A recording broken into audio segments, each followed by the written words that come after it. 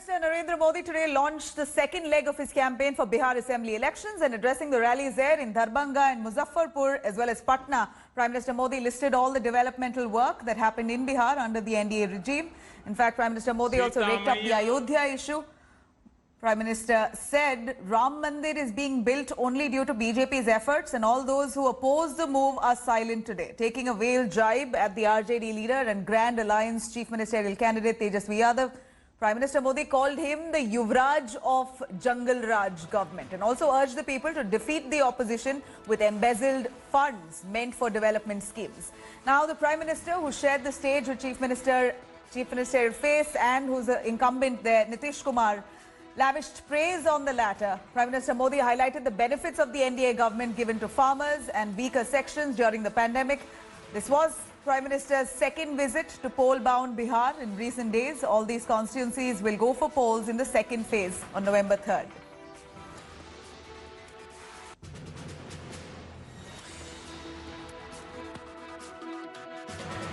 बीते 1.5 दशकों में नीतीश जी की अगुवाई में बिहार ने कुशासन से सुशासन की तरफ कदम मजबूत गति से बढ़ाए हैं।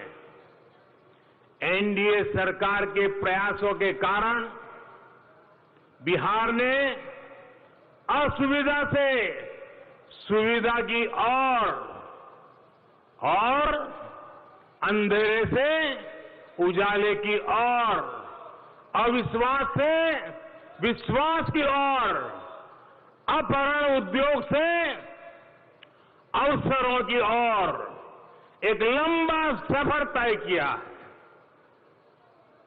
लेकिन सुशासन और विकास एक निरंतर चलने वाली प्रक्रिया है।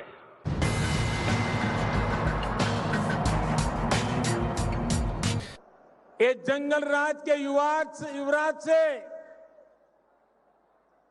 बिहार की जनता पुराना ट्रैक रिकॉर्ड के आधार पर और क्या अपेक्षा कर सकती है। जंगल राज की परंपरा में सब कुछ सीखने वाले लोगों को मुझसे ज्यादा अच्छी तरह बिहार की जनता जानती है। भाई और बहनों, बिहार के गरीब की आकांक्षा, बिहार के मध्यम वर्ग की आकांक्षा कौन पूरी कर सकता है? वो लोग जिन्होंने बिहार को बीमार बनाया, बिहार को लूटा, क्या वो ये काम कर सकते हैं? जिन लोगों ने सिर्फ अपने परिवार के बारे में सोचा, बिहार के एक एक व्यक्ति के साथ अन्याय किया, दलितों, पिछड़ों, वंचितों का हक भी हड़प लिया, क्या वो लोग बिहार की उम्मीदों को समझ भी पाएंगे? साथियों, आज बिहार जो चाहता है, बिहार के लोग जो चाहते हैं, वो एनडीए के लिए संकल्प पत्र की तरह है, शपथ पत्र की तरह है। भाई और बहनों, बिहार के लोगों की इन अपेक्षाओं की पूर्ति अगर कोई कर सकता है तो आपको भी भरोसा है, देश को भी भरोसा है, ये सिर्फ और सिर्फ एनडीए कर सकता है। आपकी इन अपेक्षाओं की पूर्ति एनडीए के द्वारा होना तय है। आत्मनिर्भर भारत, आत्मनिर्भर बिहार के पीछे भी यही प्रेरणा है, यही प्रोत्साहन है। बीते समय में शिक्षा से लेकर शासन तक, किसान से लेकर श्रमिक तक, ईज ऑफ लिविंग से लेकर ईज ऑफ डूइंग बिजनेस तक के लिए अभूतपूर्व रिफॉर्म्स किए गए हैं।